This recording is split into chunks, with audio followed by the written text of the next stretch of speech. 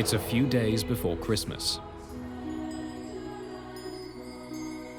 The residents of a small Scottish town prepare for the holidays.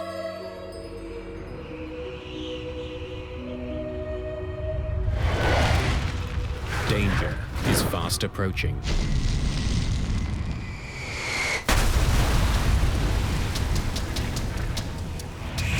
The street was on fire, lawns were on fire, and houses were on fire. I had never seen anything like that. Christmas is just going to be remembered for all the wrong reasons. A devastating plane crash shatters a village and captures the attention of the world. It was one of the most significant terrorist attacks in history. The mystery is finally cracked by a piece of debris smaller than a fingertip.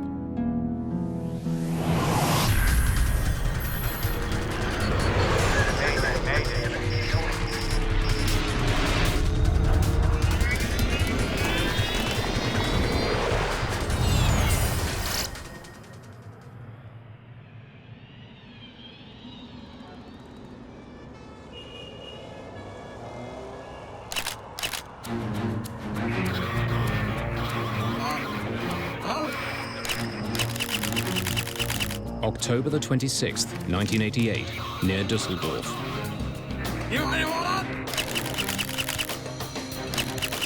For weeks, German police have been following a group of suspected terrorists around the ancient town of Neuss. Today, they'll make their move.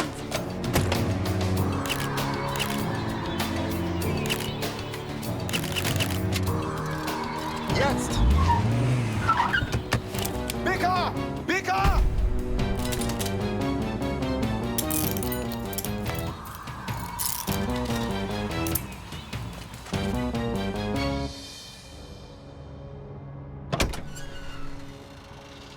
In the trunk of their car, police make an unusual discovery. Berühren Sie es nicht.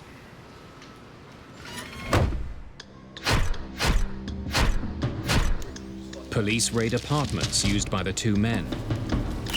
They find a number of blank passports and a small arsenal of weapons. When police closely examine the radio recovered from their car, they find it's wired with explosives. Those devices used a combination of an improvised barometric device and a timer, a short delay timer. All these devices were, in fact, supposed to go onto an aircraft. A barometric timer is set off by changes in altitude. It's triggered when it reaches a certain height. Since that guarantees a plane will be in the air when the bomb goes off, it's a favorite device for those targeting passenger jets. The two men arrested in Germany work for a well-known terrorist organization, the Popular Front for the Liberation of Palestine. Leader of the PFLP-GC, Ahmed Jibril, made a speech in Libya in 1986, and one of the things he said was that until there's peace in the Middle East, there would be no safety for anyone traveling on an American or an Israeli airliner. Hafez Dalkamouni is shipping weapons to Syria and Lebanon. Marwan Krishat is a notorious bomb maker, responsible for bringing down at least one passenger jet. It's just a couple of months until the busy Christmas travel season. With the two men under arrest, German police have made commercial aviation a little safer.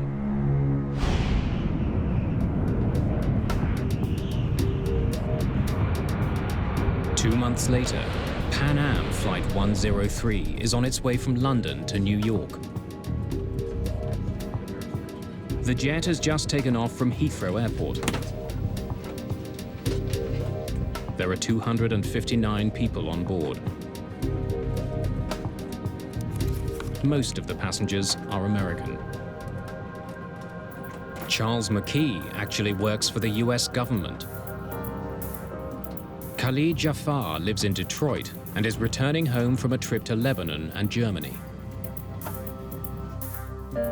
The first part of the trip to the United States takes the plane northwest up over Scotland. The so-called Daventry departure is one of 6 preset routes that jets follow on their way out of Heathrow. Lockerbie is one of several small towns the plane will pass over. Tucked away in the Scottish lowlands, residents are barely aware that they live below a busy aerial highway.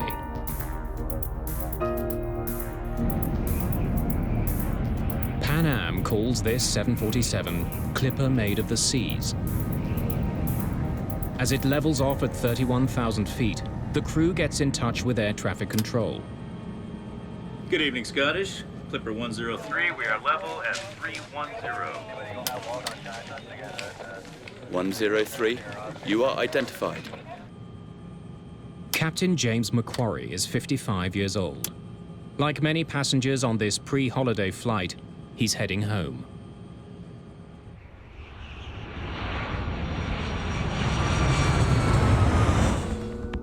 Five miles below, the people of Lockerbie prepare for Christmas.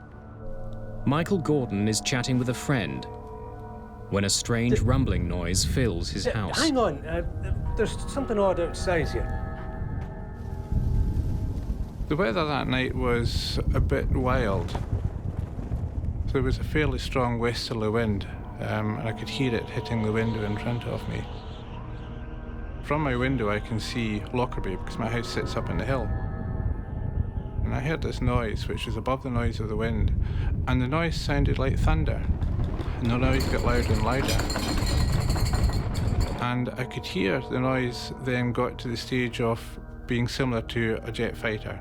And at that time we had a lot of military aircraft passing through the area. However, I saw dark objects, dark things falling from the sky. Against the lights of Lockerbie, I could see these black objects coming down. And then, from my right, quite high on my right, I could see a long, thin, black object which had a fire on the upper surface coming in. And it was making its way towards Lockerbie.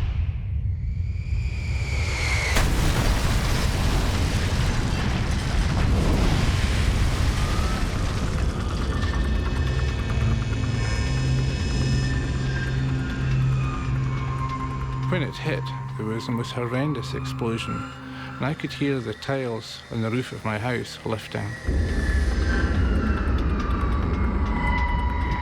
Hello? Hello? When the explosion took place, the telephone line stopped functioning.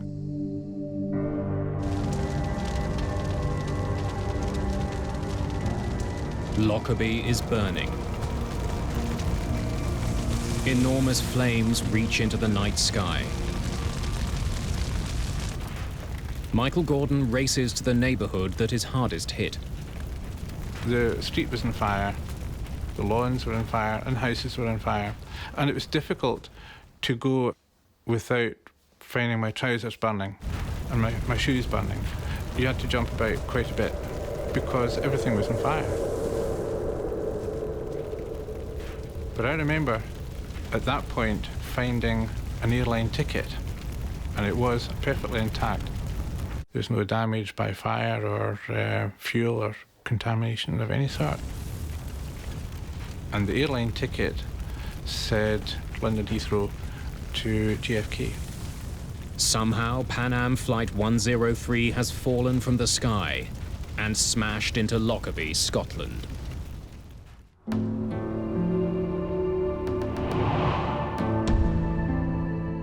In the daylight, the full horror of the crash of Pan Am Flight 103 is obvious.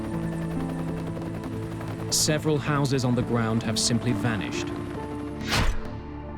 vaporized when the plane smashed into them. An enormous crater is torn through the southern edge of the town. 1,500 tons of rock and earth have been blasted out of the ground. 11 people from Lockerbie are dead, along with all 259 people who were on board. As far as I know, I've lost my brother-in-law, my sister-in-law, and their house is just a 30-foot crater. In the ruins of their homes, they search for the bodies of the aircraft's passengers. Such a catastrophe, so sudden, so great a shock for a quiet town. It looked like a scene out of hell. This whole road was ablaze. Didn't know what it was, and then we rushed outside and just all this debris coming down. Air crash investigators have arrived in Lockerbie within hours of the crash. Mick Charles is the lead inspector for the British Air Accidents Investigation Branch, the AAIB. One of the first sites we went to was the site of the crater. That was still smelling very much of aviation fuel for a start, and scattered all around were bits of debris and in some cases human tissue as well. Charles quickly gathers his team to begin looking for clues. It was all heaving, it was happening. There were loads of people, and it was to some extent chaos. You'll be organised into groups headed by an AAIB inspector. Does anyone have any questions? The sooner we start, the better. More than 1,000 police officers and 600 members of the military pour into Lockerbie. You always have this sense of wanting to get to grips with what it is. It was quite clear that whatever it was colossal.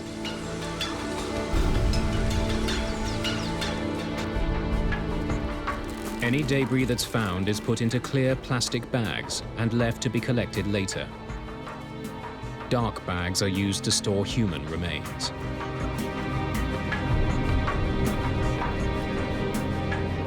It's just days before Christmas, but the holiday spirit has been shattered. At the start of the investigation, what we were doing was finding out which bits of the aeroplane were where, actually finding all the aeroplane. The sheer scale of the disaster is difficult to comprehend. Chris, the RAF have offered us a helicopter. Can we use it? Absolutely. With so much wreckage being found, investigators need to get a bird's eye view and locate the largest fields of debris. The maps of that area were a very short supply, and we ran out of them very quickly, so we had to use black and white photocopies initially. Investigators bring local police officer Michael Gordon with them to help in the search. The intention was for me to be able to identify geographical landmarks and identify parts of the aircraft. They soon get a better sense of their enormous task. When we were in the helicopter, we could see that the wreckage came out in a cone shape, emanating from Lockerbie, and the cone shape got wider and wider the further from Lockerbie. The principal feature that I was looking for was to try to establish some pattern of the wreckage which would basically help me direct the ground investigators. They're shocked by what they find. Pieces of the plane are scattered over an area larger than all of London. More than 2,000 square kilometers. It quickly becomes clear that Pan Am 103 was coming apart long before it hit the ground. Normally, you're seeing a fairly contained accident site. In Lockerbie, it was nothing like that, because initially the police had identified half a dozen discrete sites. A 747 is made up of more than 6 million parts. In the mangled remains of the jet, investigators need to find the one that will tell them what happened. The plane's cockpit is eerie proof that Pan Am Flight 103 broke apart in mid-air. Severed from the rest of the plane, it's 4 kilometers east of the city. When looking at the cockpit, I was looking at the roof of it, and the windows were intact. The actual nose part had cracked open, but it was as if it had been chopped off just aft of the cabin, and you could walk round the back and look into the cabin section from the back. Inside the cockpit, investigators note the positions of various switches and controls. They find the autopilot is on and the oxygen masks are still stowed. This is a fairly standard procedure which we would do in any such investigation. The end result was that there was nothing at all untoward found in the cockpit. Everything was consistent with cruising flight. Soon, investigators discover why the damage to Lockerbie was so devastating. The main wreckage which fell on the town of Lockerbie was the wing, which is basically both the left and right wing, complete with the structure in the middle. Investigators estimate that the plane was loaded down with 90,000 kilograms of fuel.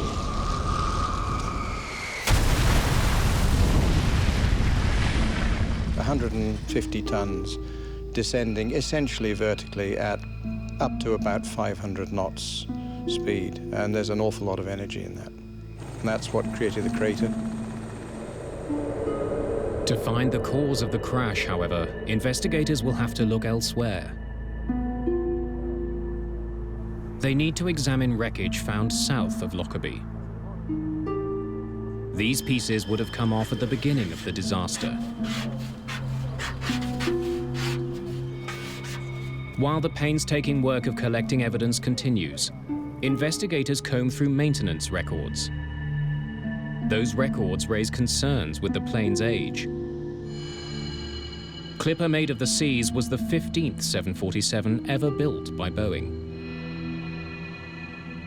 This was one of the older Boeing 747s. It was built in 1970, so it was 18 years old and had got something like 75,000 flying hours. Perhaps some critical part of the plane had given way as it flew over Lockerbie.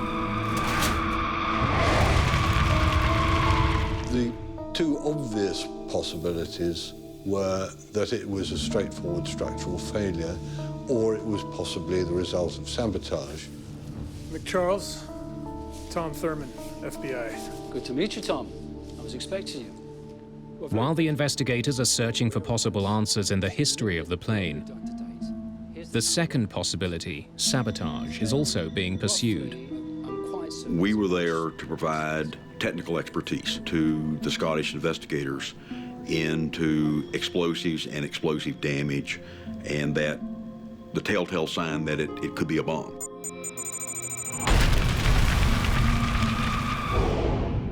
Just 3.5 years before Lockerbie, a bomb had brought down an Air India jet just off the Irish coast. In that case, the plane and vital clues sunk deep to the bottom of the sea. But the wreckage of the Pan Am flight litters the Scottish lowlands. If it was a bomb, there's a chance that important evidence can be found. What kind of logistical effort is it going to take to find everything, and I mean everything, and bring it back to a location to be able to look at it and come to some conclusion? With the fragments that we found on the ground, we were picking those up. We were looking for blast damage on these pieces of metal. But until we found something that said it was a bomb, physical evidence, it was an accident. We were very mindful of the fact that there was plenty of reports in the media about it being a terrorist act. It's a question of what evidence you find and which direction to take the investigation.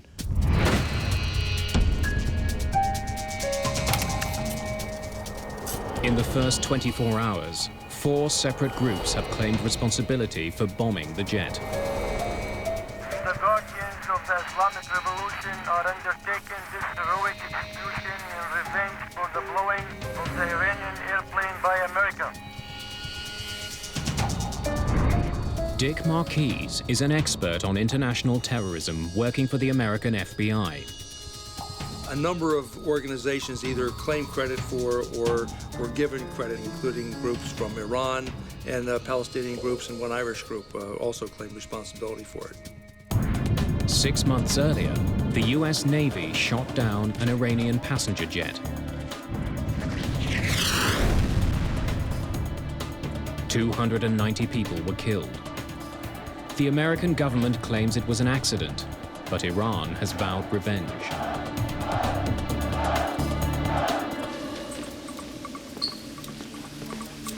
Other threats had been made in the weeks before the crash. The American embassy in Helsinki received an anonymous warning that a bomb would soon be put on a Pan Am flight leaving from Frankfurt. Officials eventually discounted the threat, but a notice was posted in American embassies. Many of the passengers who boarded Flight 103 had come from Frankfurt on a connecting flight. Right, excellent work, everyone. Then, on Christmas Eve, just 3 days after the crash of the plane, the investigation gets an enormous break. Everyone clear on what they need to do this evening? Terrific. Tom, can I see you? Absolutely.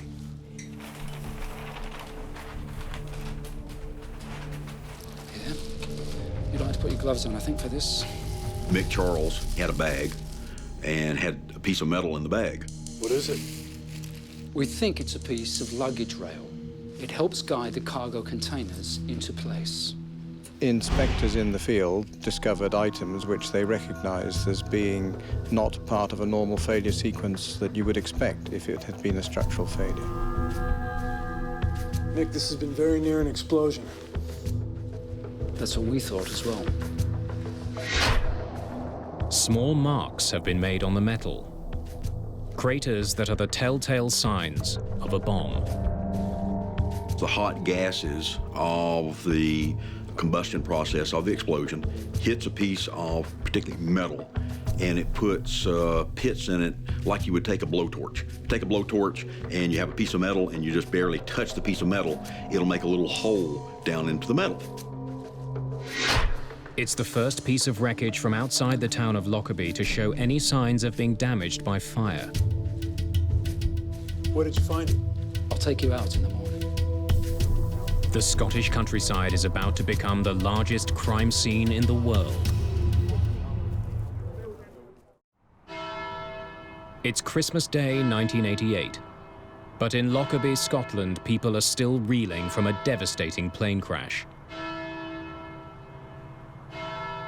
Christmas is just going to be remembered for all the wrong reasons. It's just tragic for everybody. We'll never believe in God again. For air crash investigators, December the 25th is treated like any other day at work. That was, in my mind, the most distinguishing characteristic of Lockerbie. And although it was over Christmas, you just stay there and you do what you have to do. Investigators converge on a farmer's field outside of the town. Over here! Keep yelling! We can't see you! The weather had turned horrible. Foggy, kind of misting rain. You couldn't see 10 feet in front of you. And there was debris literally all over the place. Another piece of the baggage compartment rail has been found.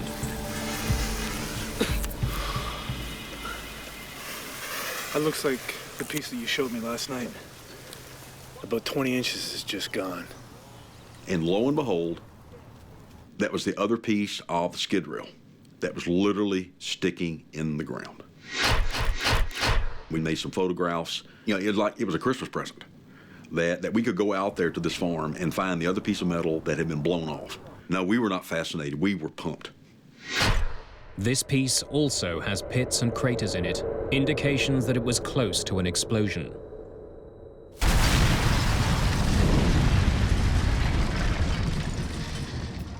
The pieces of wreckage are part of the southern debris field, and near the beginning of it. The placement suggests they were some of the first parts to break off the plane.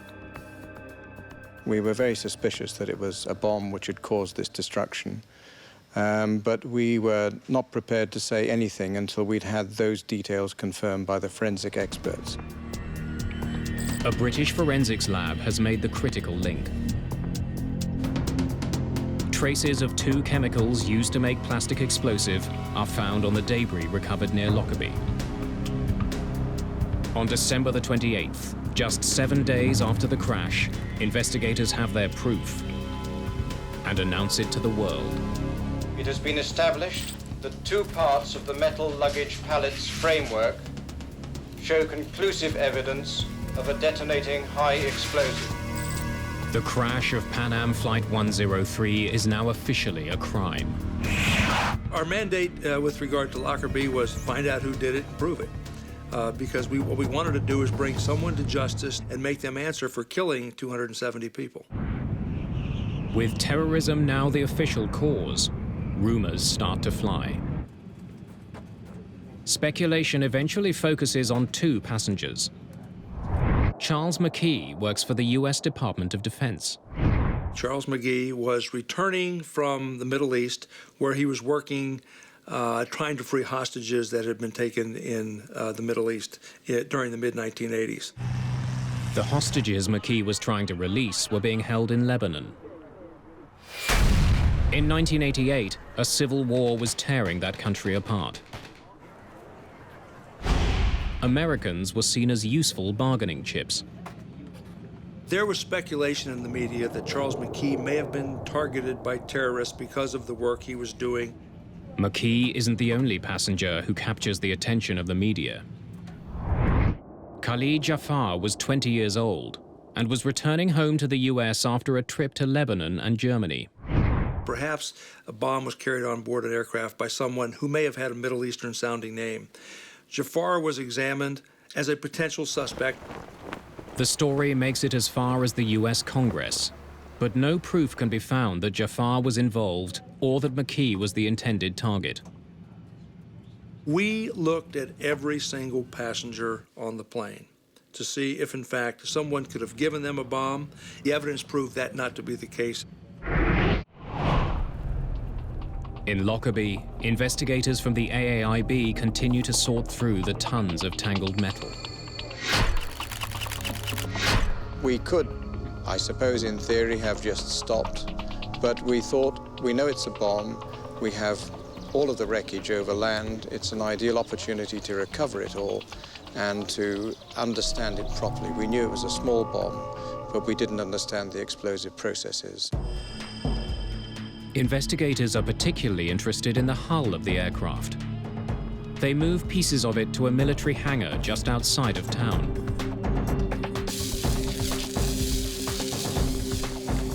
It was a 5-acre shed which was long enough that we could plan to lay the fuselage out, opened up like a clamshell, using the bottom center line of the aircraft as our sort of core line.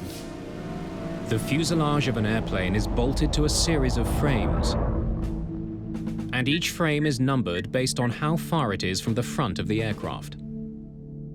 Before we laid out the wreckage two-dimensionally, we put lines and tapes on the floor to give us a grid, and this grid related to the geometry of the aeroplane. They begin to reassemble it, like an enormous jigsaw puzzle. A lot of the structure bears characteristic shapes that you can say immediately, this looks like a door frame. A lot of stuff, it has unique part numbers, which can help you identify small and fairly, what you would call unidentifiable bits. As the work continues, more pieces of the plane are found that show telltale blast damage. Right, the location is 817204. When they gather the pieces that are near the front of the plane, investigators make a chilling discovery. This is where the bomb had started ripping the plane apart. It became apparent that there was an area of the aircraft in which the damage was really quite different from the rest. The fuselage in this section isn't torn, but blasted to pieces. The fuselage structure in the area of the explosion was blackened and sooted. The fractures were very rapid and jagged, unlike normal tearing fractures of skin. Frame 700 runs right round here. Not only do investigators now know it was a bomb, they know where it blasted through the fuselage of the plane. Just outside of the forward luggage compartment. Peter Clayton is responsible for reassembling the cargo containers that were directly behind the shatter zone. The main goal I had was to identify the baggage container that contained the device. We had maybe 20 baggage containers of a similar construction. So it's like having 20 jigsaw puzzles all mixed up. The investigators concentrate on the cargo containers that were found in the southern debris field, wreckage that was ejected shortly after the explosion.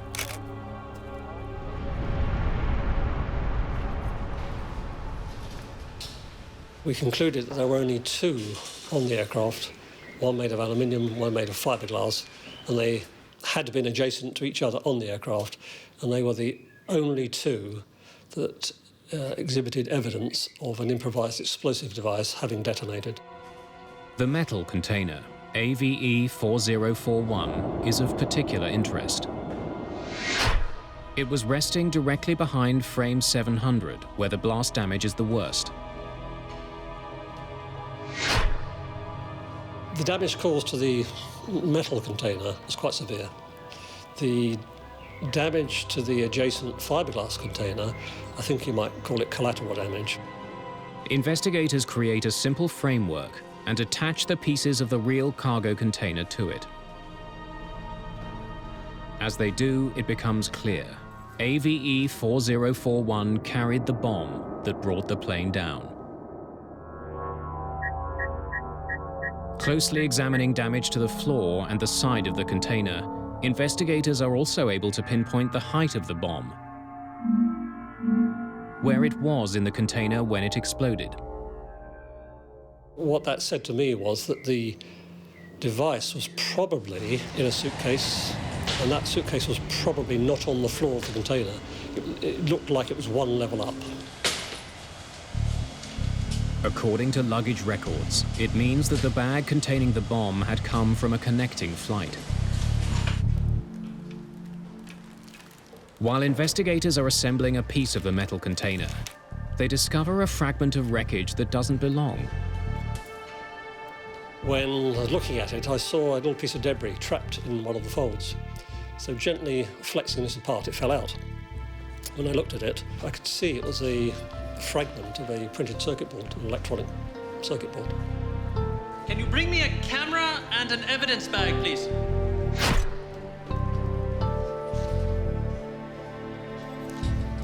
Let's get this to the lab. I didn't know whether it was a bomb part of the airplane really or what. It could have been somebody's shaver, for all I know. Eventually, forensic experts in Britain determined that the circuit board was a piece of a specific brand of radio. News of the discovery makes its way to Washington. It reaches Tom Thurman, who's returned to his office there. And lo and behold, an identification was made into a Toshiba SF-16 radio. And ironically enough, the name on the side of that radio, just as a brand name, I guess, was called a bomb beat radio. The radio cassette player had hidden the bomb. It's very similar to the one that was recovered by German police when they cracked the Palestinian terrorist cell 2 months before the bombing. Had German police somehow missed something? Had a bomb made here been used on the Pan Am flight?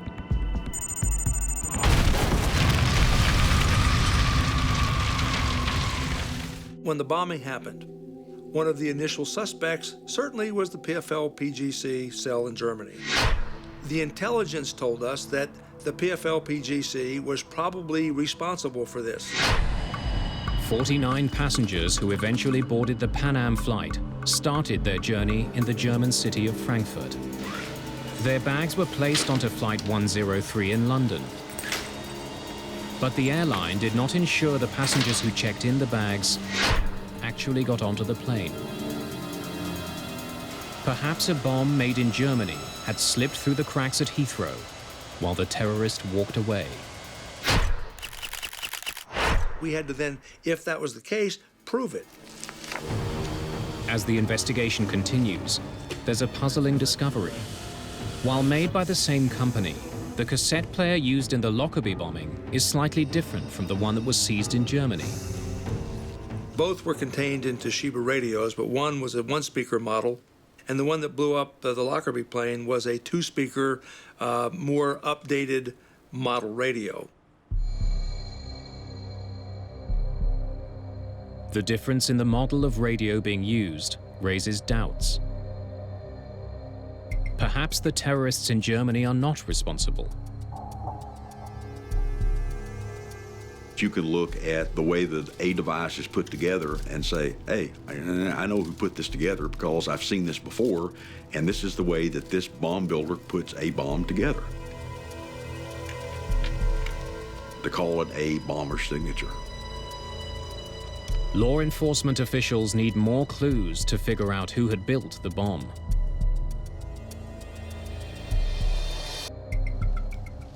Perhaps the suitcase it was packed in can provide those clues. Studying small pieces of wreckage, British forensic experts find that the suitcase was a hard-sided Samsonite 4000. Samsonite made only a few thousand of these suitcases and sold all of them in the Middle East. Several pieces of clothing have also been identified that were very close to the explosion, likely in the suitcase that concealed the bomb. Most of these clothes were made by a single manufacturer and were only sold on the tiny island of Malta. So Malta became the focus of the investigation because of the manufacture and eventually distribution of some of the clothing that was found at Lockerbie. Investigators find the shop in Malta where the clothes were sold. The owner gives them another clue. The key thing that he told us was the person had a Libyan accent, something we didn't really have evidence yet that tied Libya to the bombing. It was just 2 weeks before the attack on the Pan Am flight. In 1988, Libya was reeling from a number of confrontations with the American military. Economic sanctions had been imposed. The country was isolated, and its leader, Muammar Gaddafi, aggressively anti-American. Perhaps the bombing of the Pan Am flight was an attack by Libya against the United States. Poring through baggage records for the Pan Am flight, police discover one piece of luggage that had been carried from Malta to Frankfurt earlier that day. Bag number B8849 had then been sent through to Britain's Heathrow Airport. Once there, it was placed on the second level of cargo container AVE 4041.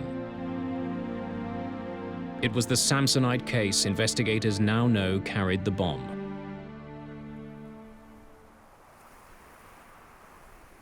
More than a year after the crash, a new discovery in Lockerbie helped simplify the confusing series of clues.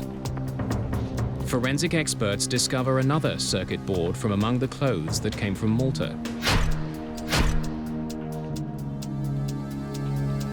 It doesn't come from that circuit board that was in the SF-16 radio. And this circuit board is half the size of your thumbnail. A photo of the circuit board is sent to Tom Thurman. He believes it could be a piece of the timer from the bomb.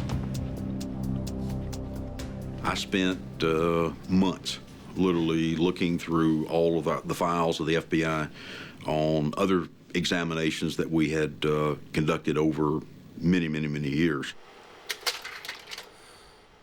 The FBI has photos of timers used to detonate bombs around the world. But Thurman can't find any that match the piece found at Lockerbie. Nope. Next.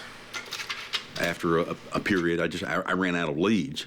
And at that point, decided, okay, now we need to go outside the physical FBI laboratory.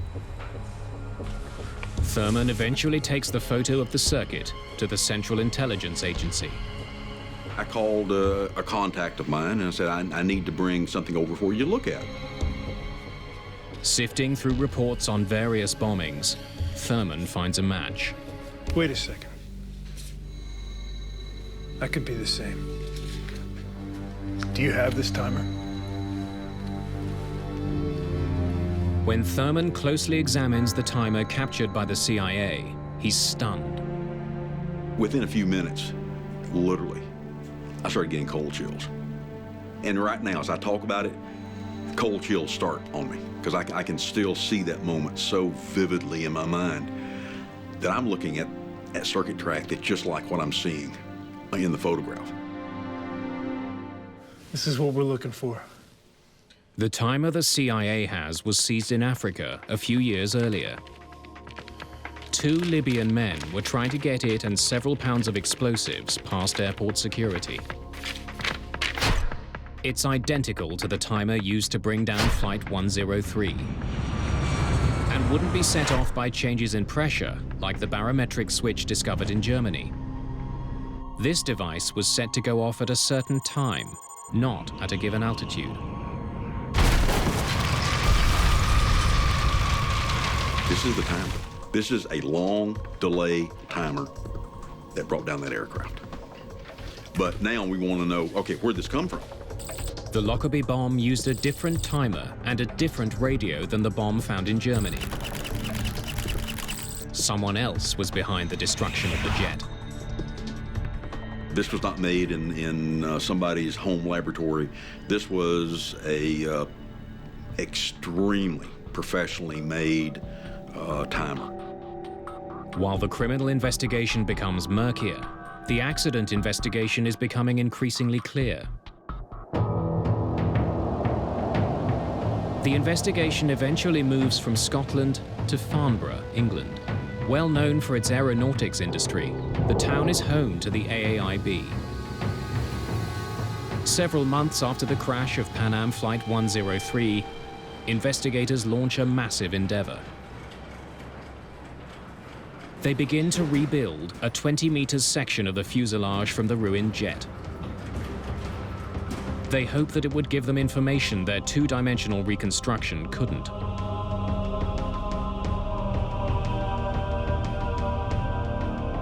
They can see that the explosion tore a 1.5 by 5 meter hole in the side of the plane. Chris Prothero is a senior inspector of air accidents at the AAIB. What was very difficult to understand was the fact that this area of direct damage was effectively a pinprick in relation to the size of the aircraft as a whole, and it was very difficult to understand how this pinprick of damage had resulted in such a comprehensive destruction of the aircraft. The bomb that brought the plane down had less than 0.5 kilogram of explosive. Yet its destructive power was immense.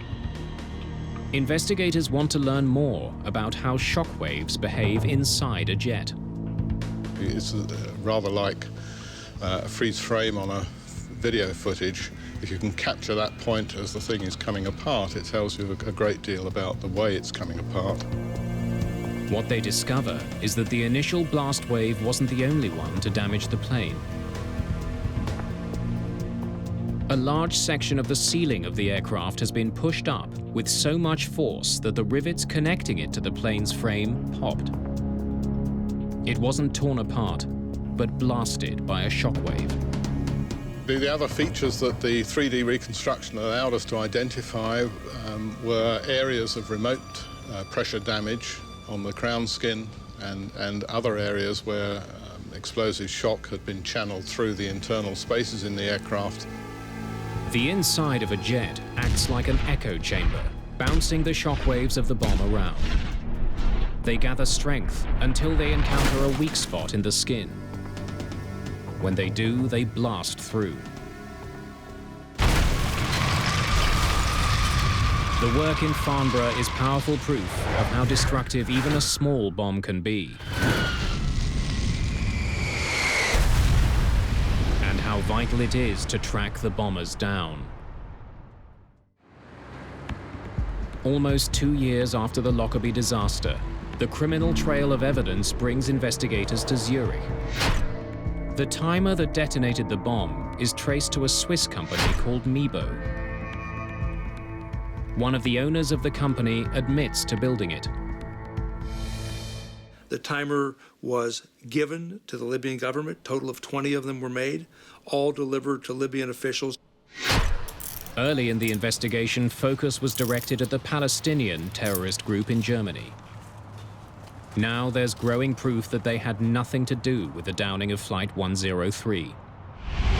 There were any number of suspects, and it wasn't until we kept putting everything in one pile, and the pile kept stacking up, and it spelled Libya. Criminal investigators have linked the timer that detonated the bomb to Libya. They know that a Libyan bought the clothes that were in the suitcase. And they know that Libya has a recent history of military confrontation with America. All they need now is the bomber himself. In 1999, they finally have him. At the time of the disaster, Abdel al-Megrahi was an intelligence officer for the Libyan government. He's arrested and charged. He was a high-ranking Libyan official. He certainly could have access to whatever he wanted. Our investigation determined that Megrahi also had a front company at Mibo. He had been there many times. They certainly knew each other. When you start to see all the connections and these things just start fitting together, it made it easier to accept our evidence. In 2001, Scottish judges sentenced him to life for the murder of 270 people. 2 years later, the government of Libya officially accepts responsibility for the bombing and pays $2.7 billion to the families involved. Anger is also aimed at Pan Am for the role it played in the disaster. A Scottish inquiry points a finger at the company. The passenger who checked the bomb onto Flight 103 did not get on board. It's a fact that Pan Am could have discovered had it been following proper procedures. One of the things we discovered when we looked into the bombing of Pan Am Flight 103 was that there were several bags on that plane that did not correspond to passengers. One of the changes that came about as a result of the Air India bombing was that airlines were forced to make sure no bag was put on a plane without a passenger accompanying it. It's called passenger baggage reconciliation. Without proper notification, Pan Am had stopped matching passengers and baggage at Heathrow Airport. So that rule that said that all passengers and luggage have to be matched was not followed. The company was eventually found guilty of willful misconduct.